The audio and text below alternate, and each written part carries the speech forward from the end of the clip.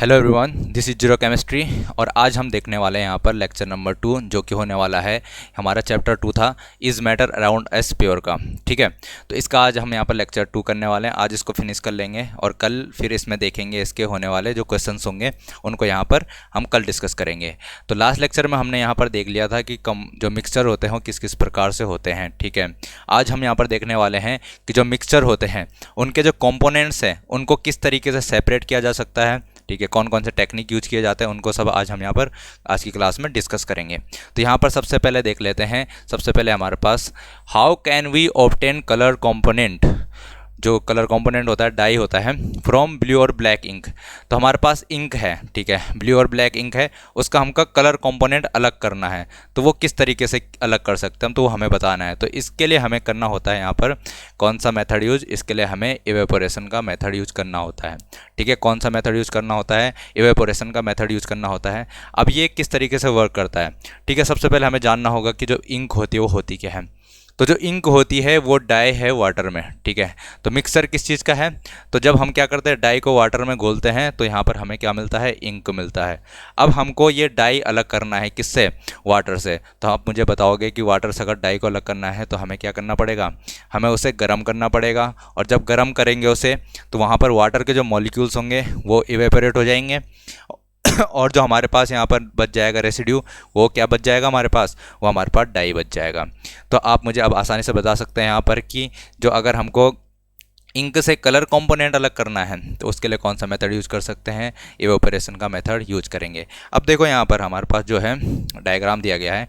Diagram में उसने क्या किया है, उसने डायरेक्टली यहाँ पर क्या नहीं किया, इस इंक को गर्म नहीं किया। उसने डायरेक्टली ये जो यहाँ पर क्या है फ्लेम है, फ्लेम के ऊपर नहीं रखा इसको, उसने यहाँ पर वॉच ग्लास में रखा हुआ है। ठीक है, क्यों, क्योंकि अगर हमने क्या कर दिया यहाँ पर, अगर हम डायरेक्टली इस इंक को गर्म कर देंगे तो जब हम इसको गर्म करेंगे तो यहाँ पर से पानी तो उड़ जाएगा, लेकिन उसमें जो ये डाई बचा होगा वो भी जल जाएगा। ठीक है, ज़्यादा टेम्परेचर पे वो डाई भी यहाँ पर जल जाएगा। इसलिए हम क्या करते हैं, एक वाटर लेते हैं, ठीक है, बीकर में वाटर लेते हैं, फिर वॉच ग्लास को उसके ऊपर रखते हैं जिसमें कि हम क्या रखते हैं, जिसमें हम इंक रखते हैं।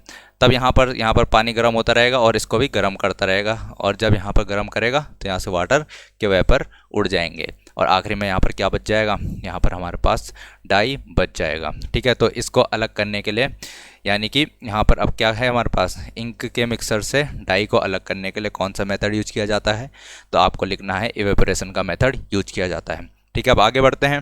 यहाँ पर नेक्स्ट क्या है, नेक्स्ट है हमारे पास how can we separate cream from milk. अगर हमको मिल्क से यहाँ पर क्रीम को सेपरेट करना है, ठीक है, मिल्क से हमें क्रीम को अलग करना है, तो वो किस मेथड के द्वारा यहाँ पर किया जाता है, तो ये तो लगभग सबको पता ही होता होगा।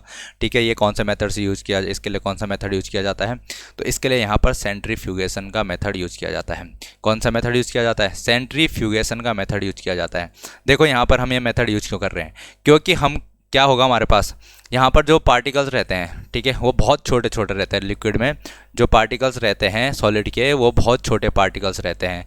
हम उनको फ़िल्टर पेपर की मदद से अलग नहीं कर सकते हैं, उनको फ़िल्टर पेपर की मदद से अलग नहीं कर सकते हैं।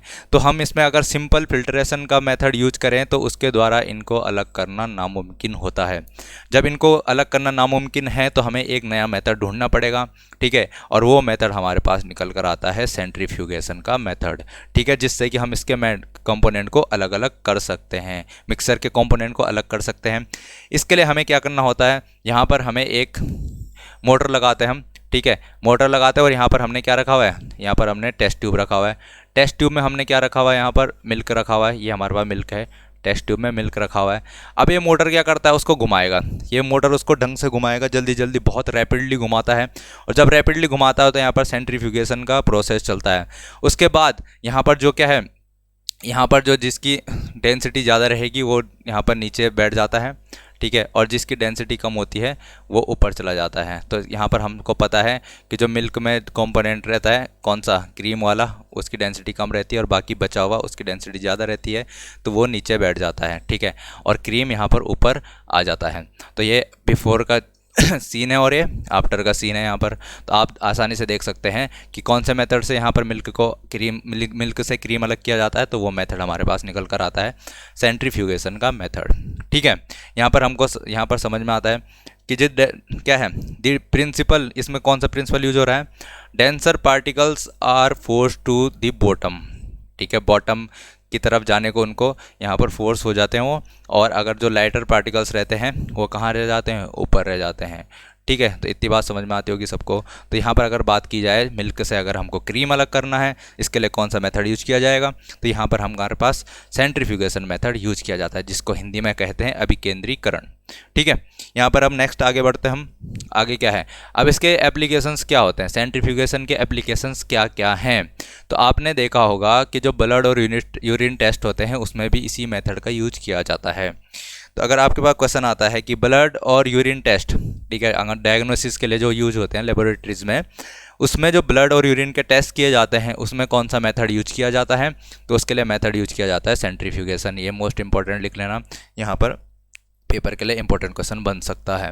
फिर यहाँ पर बात आती है ये कहाँ यूज किया जाता है, तो ये सेपरेट करने के लिए, क्रीम को सेपरेट करने के लिए बटर से, ठीक है, क्रीम को बटर ठीक है, अगर क्रीम से बटर को सेपरेट करना है तो उसके लिए यहाँ पर सेंट्रीफ्यूगेशन का मेथड यूज किया जा सकता है। ये तो सिंपल सा है, ये आपको ऐसे ही याद हो जाएगा।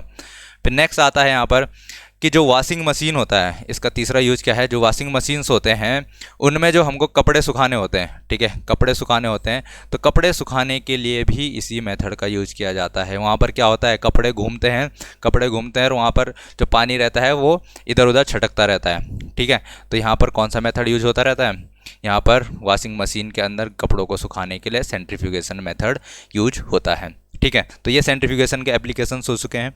आगे बढ़ते हैं, आगे देखते हैं यहाँ पर क्या आ गया हमारे पास। Third one is how can we separate a mixture of two immiscible liquids, यानी कि अघुलनशील अगर हमारे पास द्रव हैं उनके मिक्सचर को हम किस तरीके से अलग कर सकते हैं, उसके कंपोनेंट्स को किस तरीके से अलग करेंगे, उसके लिए कौन सा मेथड यूज होता है वो हम देखने वाले हैं। तो सबसे पहले हम यहाँ पर समझ लेते हैं इसका प्रिंसिपल क्या है। तो इसका जो प्रिंसिपल होता है, इसके प्रिंसिपल है कि जो अलग अलग द्रव हैं, हमको पता है कि जैसे हमने क्या किया, ऑयल, यहाँ पर देखो वाटर है, यहाँ से यहाँ तक वाटर है, ठीक है, ये वाटर भरा हुआ है हमने, ठीक है, उसके ऊपर यहाँ पर क्या है, केरोसिन ऑयल है। तो यहाँ पर साफ साफ दिख सकता है हमको कि ये दोनों के दोनों एक दूसरे में घुलनशील नहीं हैं, एक दूसरे में घुलते नहीं हैं। जब ये एक दूसरे में घुल नहीं रहे हैं तो अघुलनशील हुए, ठीक है। तो यहाँ पर दोनों की क्या बन गई, इसकी अलग लेयर बन गई और यहाँ पर वाटर की अलग लेयर बन गई।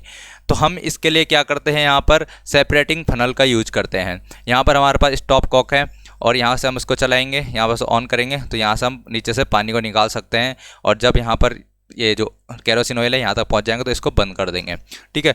तो इस तरीके से हम क्या कर सकते हैं, यहाँ पर टू इमिसिबल लिक्विड्स के मिक्सर को अलग कर सकते हैं। तो इसके लिए कौन सा मेथड यूज किया जाता है, इसके लिए सेपरेटिंग फनल का यूज किया जाता है। तो इसका प्रिंसिपल क्या हुआ, यहाँ पर हमारे पास क्या है, वाटर है, तो वाटर की क्या होती है, डेंसिटी ज़्यादा होती है। वाटर की जब डेंसिटी ज़्यादा होगी तो वो नीचे बैठा रहेगा। यहाँ पर केरोसिन ऑयल की डेंसिटी क्या होती है, कम होती है, तो वो ऊपर रहेगा, उसकी लेयर ऊपर रहेगी, और नीचे ज़्यादा डेंसिटी वाले क्या, यहाँ पर लिक्विड की लेयर नीचे रहेगी। तो अब यहाँ पर बात कर लेते हैं इसका प्रिंसिपल क्या हो जाता है कि इनको सेपरेट कैसे किया जाता है, क्योंकि लेयर्स क्या है, डिपेंड करते हैं उनके डेंसिटीज़ पर। तो ये इसका प्रिंसिपल हो जाता है, ठीक है। अगर यहाँ पर हम इसकी बात करें तो इसके यहाँ पर क्या क्या एप्लीकेशंस हो सकते हैं, तो यहाँ पर हम किसका मिक्सर, ऑयल एंड वाटर के मिक्सर को सेपरेट कर सकते हैं। तो जो मिक्सर होगा ऑयल एंड वाटर का, उसमें से अगर हमको वाटर अलग करना है, वहाँ पर अगर हमको क्या करना है, केरोसिन अलग करना है, तो उनको यहाँ पर इस मेथड्स के द्वारा, सेपरेटिंग फनल मेथड के द्वारा अलग किया जा सकता है। फिर बात आती है यहाँ पर the extraction of iron from its ore. तो जो हमारे पास लोहे के अयस्क होते हैं, अगर उनसे हमको लोहा अलग करना है तो उसके लिए क्या मेथड यूज कर सकते हैं, सेपरेटिंग फनल मेथड यूज कर सकते हैं। तो क्या होता है, हमारा प्रिंसिपल क्या है, प्रिंसिपल समझना में, ठीक है। प्रिंसिपल क्या है कि यहाँ पर डेंसिटी पे डिपेंड करता है। अगर जिसकी डेंसिटी ज़्यादा होगी उसकी लेयर नीचे बनेगी, जिसकी डेंसिटी कम होगी उसकी लेयर ऊपर बनेगी। तो ऐसे ही यहाँ पर इस प्रिंसिपल को यूज करके हम इनको अलग कर सकते हैं। जब हम क्या होता है हमारे पास मोल्टन जो क्या होता है आयरन, मोल्टन आयरन रहता है उसकी डेंसिटी ज़्यादा होती है तो वो नीचे रहेगा, उसकी लेयर नीचे रहती है।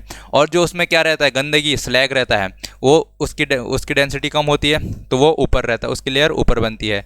तो यहाँ पर इस तरीके से जब हमारे पास दो अलग अलग लेयर बन जाएगी तो सेपरेटिंग फनल मेथड के द्वारा हम इन दोनों लेयर्स को अलग कर सकते हैं। तो हमको अगर पेपर में पूछता है कि आयरन को उसके ओर से अलग करने के लिए कौन सा मेथड का, कौन से टेक्निक का यूज किया जाता है, तो हमको यहाँ पर मेथड कौन सा लगाना है, सेपरेटिंग फनल मेथड का यूज करना है। ठीक है, आई थिंक इतनी बात आपको समझ में आ रही होगी। आगे बढ़ते हैं। यहाँ पर नेक्स्ट आता हमारे पास, how can we separate mixture of salt and camphor. हमारे पास सॉल्ट एंड कैम्फर है, ठीक है, कपूर है और नमक है। इन दोनों के मिक्सचर को अगर अलग करना है तो किस तरीके से हम इसको अलग कर सकते हैं। तो आपने एक ठीक है टॉपिक पढ़ा होगा सब्लिमेशन। ठीक है, सब्लिमेशन क्या होता है, सब्लिमेशन जब कोई पदार्थ क्या होता है डायरेक्ट सॉलिड से गैसियस स्टेट में पहुंच जाता है। ठीक है, तो इस प्रोसेस को हमने क्या कहा था, इसको हमने कहा था कि सब्लिमेशन की प्रोसेस है। तो ऐसे ही यहाँ पर भी होता है। जो कैम्फर होता है, कैम्फर डायरेक्टली कहाँ से, जब हम कैम्फर को गर्म करते हैं तो सॉलिड स्टेट से डायरेक्टली गैसियस स्टेट में चला जाता है। जब डायरेक्टली सॉलिड स्टेट से गैसियस स्टेट में चला जाता है तो इस प्रोसेस को हमको पता है कि सब्लिमेशन कहते हैं। तो अगर इसके साथ कोई दूसरा यहाँ पर कंपोनेंट मिला हुआ है तो अगर हम क्या कर दें, उसके मिक्सचर को गर्म कर दें तो कैम्फर डायरेक्टली यहाँ पर सब्लिमेट हो जाएगा और सिर्फ वहाँ पर क्या बचेगा, सॉल्ट बचेगा। ठीक है, वो कंपोनेंट बच जाएगा। तो इस तरीके से इनको हम अलग कर सकते हैं। तो हमारे पास कोई भी अगर कभी क्या है सब्लिमेबल वोलेटाइल कंपोनेंट मौजूद हो, जैसे हमारे पास यहाँ पर कैम्फर है, अगर इस तरीके का कोई कंपोनेंट मौजूद हो और उसके साथ नॉन सब्लिमेबल इम्प्योरिटी हो, जैसे यहाँ पर सॉल्ट था, ठीक है, तो उन दोनों को कौन से प्रोसेस से अलग किया जा सकता है, सब्लिमेशन प्रोसेस से अलग किया जा सकता है। तो इसके लिए कुछ एग्जाम्पल दे रहा हूँ। यहाँ पर अमोनियम क्लोराइड यानी कि NH4Cl, ठीक है, एक नेप्थलीन होता है, एक नेप्थलीन भी होता है और एक एंथ्रासीन। तो ये क्या है, ये एग्जाम्पल याद रख लेना। जैसे यहाँ पर कैम्फर दे दिया उसने, कैम्फर हो गया, अमोनियम क्लोराइड हो गया, नेप्थलीन हो गया और एंथ्रासीन। ये किसके एग्जाम्पल है, यहाँ पर सब्लिमेबल वोलेटाइल कंपोनेंट के एग्जाम्पल हैं। और इनको अगर अलग करना है तो किस मेथड का यूज किया जाता है, सब्लिमेशन मेथड का यूज किया जाता है। ठीक है, आई थिंक इतनी बात आपको समझ में आ गई होगी। आगे बढ़ते हैं। नेक्स्ट क्या है यहाँ पर कि ये पूछ रहा है, is the dye in black ink a single colour. ठीक है, तो is the dye in black colour is a single colour. तो अगर कोई ब्लैक क्या है, हमारे पास डाई है, तो वो पूछ रहा है कि ये जो डाई होता है वो क्या सिंगल कलर का होता है। अभी हमने इंक में देखा था कि जो हमने क्या किया था, इंक में डाई को अलग किया था, ठीक है, और वाटर को अलग किया था, वाटर और डाई दोनों अलग किए थे। बट अब की बार हमको क्या करना है, ये जो ब्लैक डाई है, ठीक है, डाई है, अब डाई को हमको चेक करना है कि ये क्या सिंगल कलर का बना हुआ है या अलग अलग कलर का बना हुआ है। ठीक है, तो इसको चेक करने के लिए हम क्या करते हैं, यहाँ पर एक मेथड का यूज किया जाता है जिस मेथड का नाम है क्रोमेटोग्राफी। ठीक है, तो अगर हमको क्या करना है, इंक के कंपोनेंट्स को अलग करना है, कि कंपोनेंट्स यानी कि कंपोनेंट से मतलब यहाँ पर क्या है, कलर से। ठीक है, अगर हमको जानना है कि इंक कौन कौन से कलर से मिलकर बना हुआ है, ठीक है, यानी कि इंक में जो डाई है हमको पता करना कि वो कौन कौन से कलर से मिलकर बना हुआ है। तो उसके लिए मेथड यूज किया जाता है क्या, क्रोमेटोग्राफी। जो शब्द है यहाँ पर क्रोमा जो शब्द है इसका अर्थ ही होता है कलर। ठीक है, तो इसीलिए इस मेथड को क्या कहा जाता है, क्रोमेटोग्राफी। जो स्टार्टिंग में जब ये मेथड डेवलप हुआ था तो उस टाइम में एक कलर को क्या करने के, अलग करने के लिए, ठीक है, सेपरेट करने के लिए यहाँ पर डेवलप हुआ था। बट अब इसका बहुत हाई वेरिएंट्स आ चुके हैं।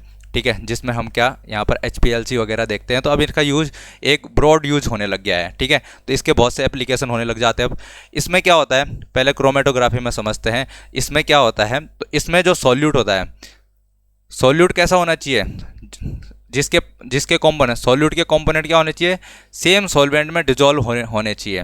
ठीक है, जैसे यहाँ पर अगर मैं वाटर ले रहा हूँ तो वाटर में अगर ये सारे डिजोल्व हो पाते हैं, ठीक है, तभी जाकर यहाँ पर क्रोमेटोग्राफी का मेथड यूज किया जाएगा। अगर क्या बोलते हैं ये इसके जो क्या है सारे कंपोनेंट्स है, जो सॉल्यूट है, अगर सॉल्यूट जिन जिन कंपोनेंट से मिलकर बना हुआ, जिन जिन कलर से मिलकर बना, अगर वो उस सॉल्वेंट में क्या नहीं होते, डिजोल्व नहीं होते हैं, तो हम यहाँ पर क्रोमेटोग्राफी को यूज़ नहीं करेंगे। तो क्या होना चाहिए, सबसे पहले तो वो डिजोल्व होने चाहिए सेम सॉल्वेंट में, एक ही सॉल्वेंट में डिजोल्व होने चाहिए, तभी जाकर हम क्रोमेटोग्राफी का यूज कर सकते हैं। ठीक है, तो क्रोमेटोग्राफी से क्या कर सकते हैं हम, यहाँ पर हमारे पास जो टॉपिक हमारे पास दिया गया है, बस उसका कलर को सेपरेट करने के लिए दिया गया है, बट इसके हायर यूजेज भी होते हैं जो हमारे सिलेबस में है नहीं। ठीक है, जैसे अगर हम यहाँ पर बात करें तो कलर्स इन डाई, इनको इसका एप्लीकेशन क्या है, सेपरेट करने के लिए, to separate colours in dye. तो डाई में अगर कलर्स हैं तो उनको सेपरेट करने के लिए क्रोमेटोग्राफी का यूज़ किया जाता है। और अगर बात करें पिगमेंट्स फ्रॉम नेचुरल कलर, जो नेचुरल कलर में पिगमेंट्स होते हैं, ठीक है, वर्णक होते हैं, उनको अलग करने के लिए इसका यूज किया जाता है।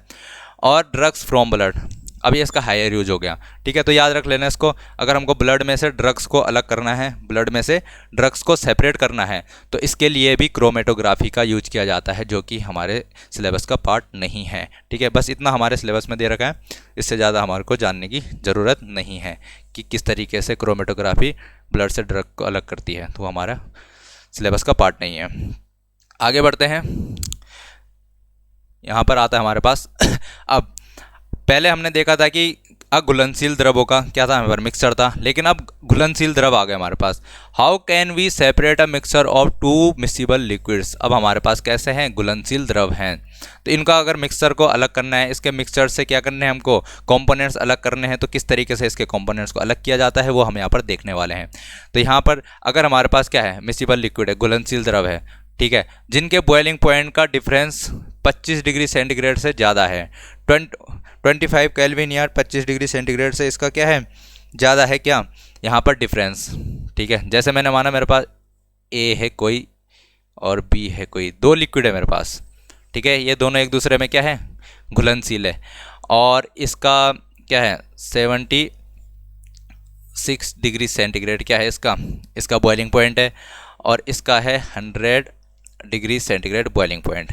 ठीक है, दोनों के बॉइलिंग पॉइंट क्या है, अलग अलग हैं। इन दोनों का डिफरेंस कितना है, इन दोनों का डिफरेंस यहाँ पर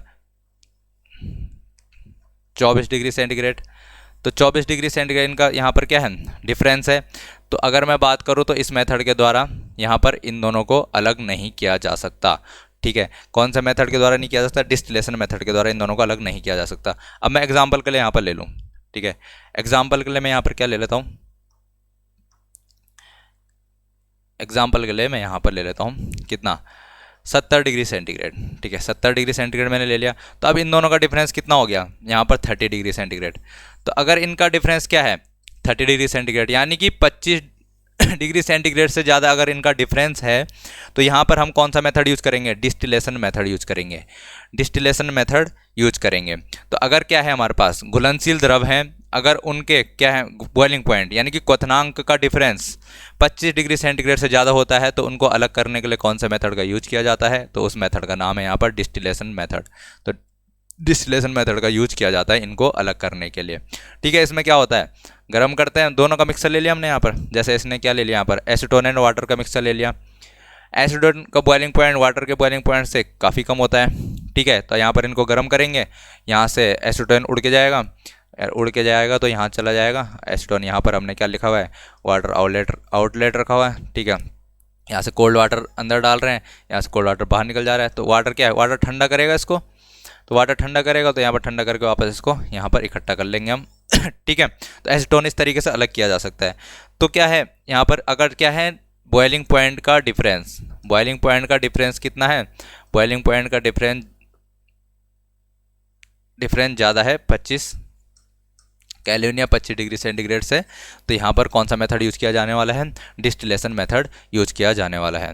फिर अगर आगे बढ़ते हम, अब अगर ये क्या है, अगर ये डिफरेंस जो है, अब ये जो डिफरेंस 25 डिग्री सेंटीग्रेड से कम हो जाता है, अगर ये डिफरेंस 25 डिग्री सेंटीग्रेड से कम हो जाता है, तो यहाँ पर क्या होगा, तब हमारे पास एक क्या हो जाएगा, फ्रैक्शनल डिस्टिलेशन मेथड का यूज किया जाना है। फ्रैक्शनल डिस्टिलेशन, क्योंकि अगर अब क्या हो गया डिफरेंस कम हो जाएगा, तो हम हीट तो कर रहे हैं, दोनों के दोनों क्या हो जाएंगे, एक साथ उड़ने लग जाएंगे, दोनों के वेपर बन जाएंगे जब, तो दोनों के दोनों उड़ के वेपर बन के बाहर निकल जाएंगे, तो अलग के कैसे करेंगे उनको, तो इसके लिए क्या करना पड़ता है हमको, फ्रैक्शनल डिस्टिलेशन मेथड यूज़ करना पड़ता है। तो फ्रैक्शनल डिस्टिलेशन मेथड यूज़ कब होगा, जब बॉइलिंग पॉइंट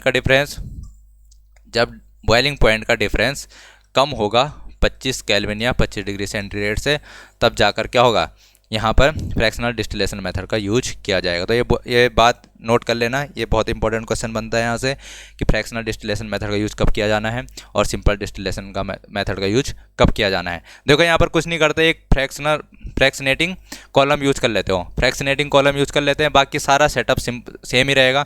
यहाँ पर ये ठंडा करने के लिए लगा देंगे, यहाँ पर इसको गर्म कर देंगे, ठीक है। बस यहाँ पर क्या लगा दिया उन्होंने, फ्रैक्शनेटिंग कॉलम लगा दिया। अब यहाँ पर क्या होता है, ग्लास के बीड भरे हुए होते हैं, यहाँ पर ग्लास के बीड भरे हुए होते हैं, ठीक है, बीड मतलब मन के, ठीक है, ग्लास के बीड भरे हुए होते हैं, जिनसे क्या होता है यहाँ से इसको इनको एक्स्ट्रा सरफेस मिल जाता है। अब जो दूसरा वाला जा रहा था यहाँ उड़ के, ठीक है, दूसरा वाला उड़ के जा रहा था यहाँ, उसको यहाँ सरफेस मिल जाएगा, सरफेस मिलेगा तो आसानी फिर ठंडा हो जाएगा। जैसे जैसे उसको सरफेस मिलने लग जाएगा यहाँ तो वो ठंडा हो जाएगा, ठंडा होकर फिर वापस यहाँ गिर जाएगा, ठीक है।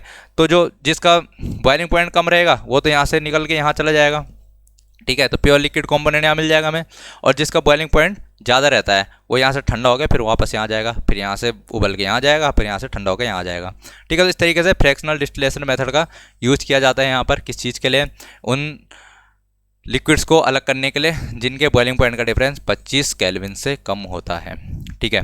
फिर आगे बढ़ते हैं यहाँ पर, ठीक है। नेक्स्ट हमारे पास आता है क्या है, how can we obtain different gases from air.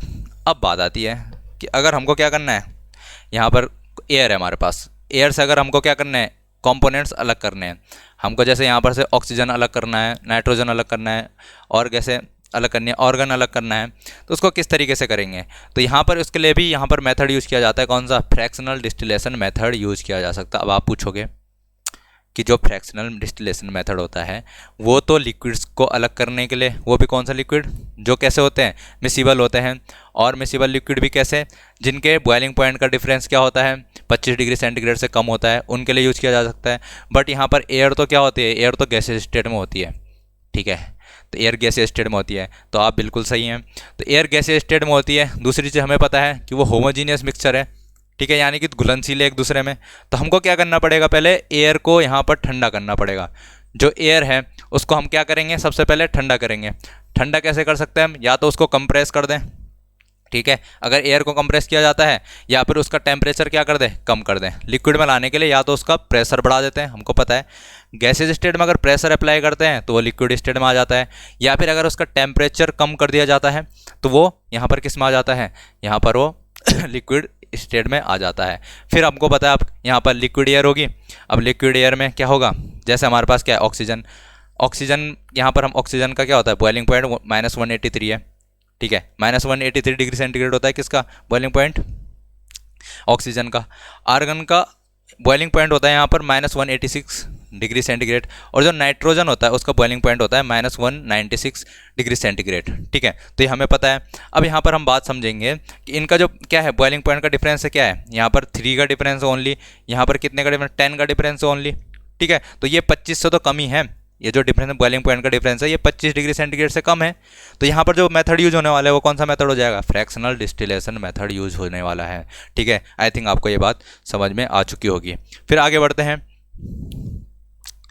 How can we obtain pure copper sulphate from an impure sample. अब हमको यहाँ पर क्या प्राप्त करना है, कॉपर सल्फेट प्राप्त करना है। तो कॉपर सल्फेट को प्राप्त करने कैसे हम प्राप्त करेंगे, तो इसके लिए जो मेथड यूज़ किया जाता है वो मेथड होता है यहाँ पर क्रिस्टलाइजेशन मेथड। क्रिस्टल बनते हैं तो कॉपर सल्फेट के क्रिस्टल प्राप्त होते हैं हमें, ठीक है। तो यहाँ पर हमारे पास कौन सा मेथड यूज़ किया जाता है कॉपर सल्फेट को प्राप्त करने के लिए, क्रिस्टलाइजेशन मेथड, क्रिस्टलीकरण, ठीक है, विधि का प्रयोग किया जाता है। तो क्रिस्टलाइजेशन जो प्रोसेस होती है वो क्या होती है, वो सेपरेट करती है प्योर सॉलिड को किससे, from its crystal, from its solution, ठीक है।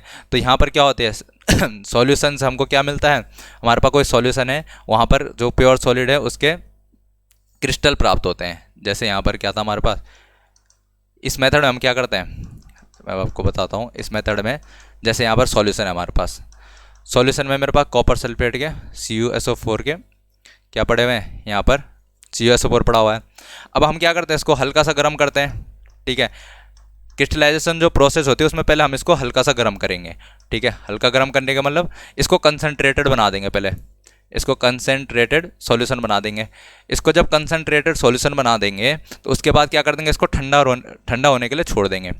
ठीक है। हम इसको पूरे तरीके, क्योंकि एक प्रोसेस थी हमारे पास इवेपोरेशन, उसमें भी हम उसको क्या करते हैं, गर्म करते हैं और तब तक गर्म करते रहते हैं जब तक क्या ना हो वो पूरा उड़ ना जाए। लेकिन यहाँ पर क्या करते हैं, हम गर्म करते हैं और जब क्या हमारे पास कंसनट्रेटेड सॉल्यूशन प्राप्त हो जाता है, जब मतलब काफ़ी मात्रा में उसमें से उड़ जो हमारे पास दूसरा सब्सटेंस है उड़ जाता है, तो उस टाइप उसको रोक देते हैं, फिर उसको कुछ देर के लिए ठंडा होने के लिए छोड़ देते हैं, और हमारे को फाइनली क्या मिलता है यहाँ पर, फाइनली हमें यहाँ पर क्या मिलते हैं, क्रिस्टल मिल जाते हैं। जो प्योर सॉलिड के क्रिस्टल रहते हैं वो हमको यहाँ पर मिलने लग जाते हैं।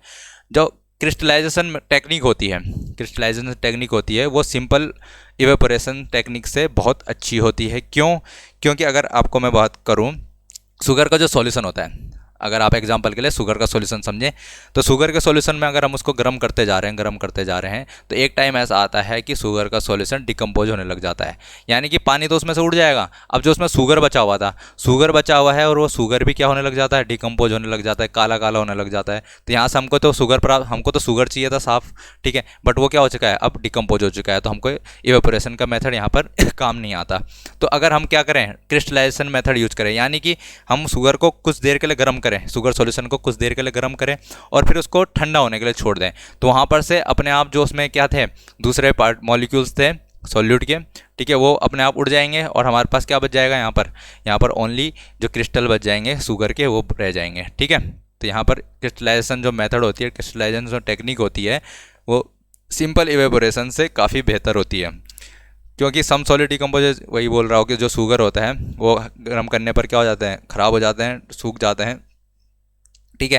तो यहाँ पर हमारे को हमारा जो हमको सॉल्यूट पार्टिकल्स चाहिए थे वो मिल नहीं पाते, यानी कि जो हमारे पास जो आखिरी में हमको चाहिए था, जैसे शुगर चाहिए था, तो हमको सही से मिल नहीं पाता। तो इस तरीके से यहाँ पर जो क्रिस्टलाइजेशन है वो सिंपल इवेपोरेशन से काफ़ी बेहतर मेथड होता है, ठीक है। अब आगे बात करते हैं, some impurities may remain dissolved in the solution even after filtration on evaporation. तो फिल्ट्रेशन, अगर इवेपोरेशन के बाद फिल्टर करते हैं हम, तो फिर भी उसमें काफ़ी चीज़ इम्प्योरिटी रह जाती हैं। जो सिंपल इवेपोरेशन करते हैं हम, तब भी उसमें काफ़ी इम्प्योरिटीज़ बच जाती हैं, ठीक है, जो कि क्या कर देती है, उसको सॉलिड को कंटेमिनेट यानी कि ख़राब कर देती है, ठीक है, जो सॉलिड को यहाँ पर ख़राब कर देती है। तो इस तरीके से ये दो रीज़न हैं जिनके आधार पर हम कह सकते हैं जो क्रिस्टलाइजेशन मेथड होता है वो सिंपल इवेपोरेशन मेथड से काफ़ी बेहतर होता है, ठीक है। आगे बढ़ते हैं, यहाँ पर अब आता है हमारे पास, यहाँ पर जो हमारे पास क्या है मेथड है, सेपरेटिंग मेथड्स हैं, मिक्सचर के कंपोनेंट्स को अलग करने के जो सेपरेटिंग मेथड्स है वो खत्म हो चुके हैं। अब आगे बढ़ते हैं, यहाँ पर हमारे पास नेक्स्ट टॉपिक आता है physical and chemical changes. Physical and chemical changes, physical and chemical changes क्या होते हैं, ठीक है, भौतिक एवं रासायनिक परिवर्तन। तो फिजिकल चेंज क्या होता है, जब किसी भी क्या है उसके कंपोजिशन में चेंज नहीं आता है, अगर कोई मैटर है उसके कंपोजिशन में कोई चेंज नहीं आ रहा है, कोई उसके केमिकल नेचर में कोई चेंज नहीं आ रहा है, यानी कि उसके कंपोजिशन और उसके केमिकल नेचर में किसी पदार्थ के कोई चेंज नहीं आए, तो वहाँ पर बात होती है फिजिकल चेंज की, ठीक है। तो फिजिकल चेंज जब भी होगा तो फिजिकली चेंज होगा, बट उसके कंपोजिशन और केमिकल नेचर में कोई चेंज नहीं आएगा, तो तब हम कहेंगे कि वहाँ पर चेंज कैसा है, फिजिकल चेंज है। अब केमिकल चेंज की बात करें तो वहाँ पर क्या होगा, केमिकल प्रॉपर्टी चेंज हो जाएगी, केमिकल प्रॉपर्टीज़ चेंज हो जाएगी, पदार्थ की केमिकल प्रॉपर्टीज चेंज हो जाएगी, कब, जब वहाँ पर केमिकल चेंज होता है, और इस केमिकल चेंज को ही हम केमिकल रिएक्शन भी कहते हैं, केमिकल चेंज को ही हम केमिकल रिएक्शन भी कहते हैं। जैसे अगर मैं बात करूँ यहाँ पर वाटर से, पानी है मेरे पास किस में, लिक्विड स्टेट में है वाटर, और अगर मेरे पास वाटर चला गया कहाँ, सॉलिड स्टेट में, ठीक है। अभी क्या हो गया इनका, यहाँ पर लिक्विड थी इसकी फिजिकल स्टेट और यहाँ पर सॉलिड इसकी फिजिकल स्टेट हो गई, यानी कि आइस बन चुका है। लेकिन केमिकल कंपोजिशन देखें इनका, तो यहाँ पर भी H2O ही है और यहाँ पर भी केमिकल कंपोजिशन H2O ही है, तो केमिकल कंपोजिशन में कोई चेंज नहीं आ रहा है।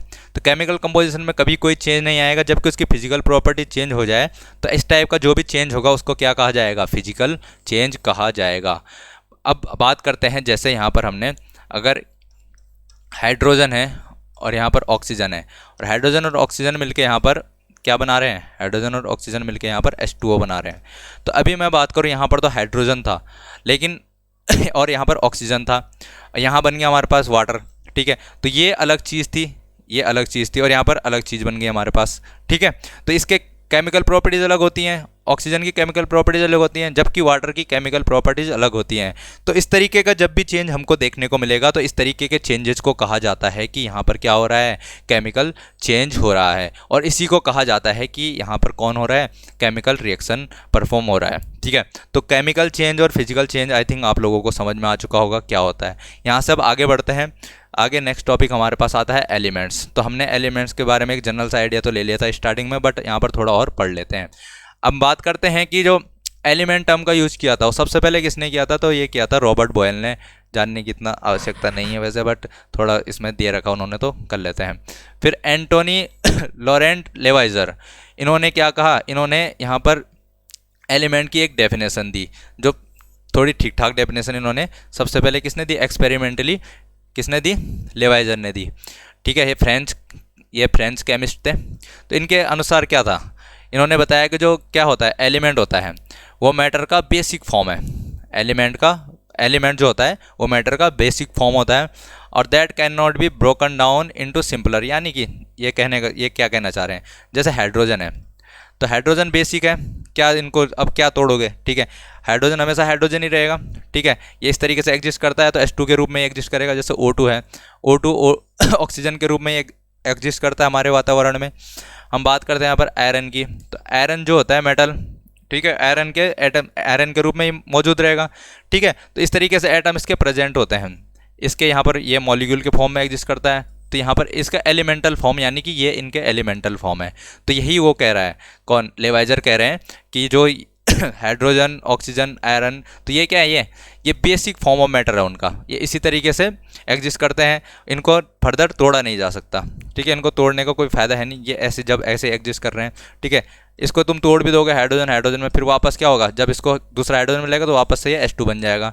ठीक है, तो इनको ब्रेक नहीं किया जा सकता सिंपलर सब्सटेंसेस में, ये जिस तरीके से एग्जिस्ट करते हैं ऐसे ही एग्जिस्ट करते रहेंगे।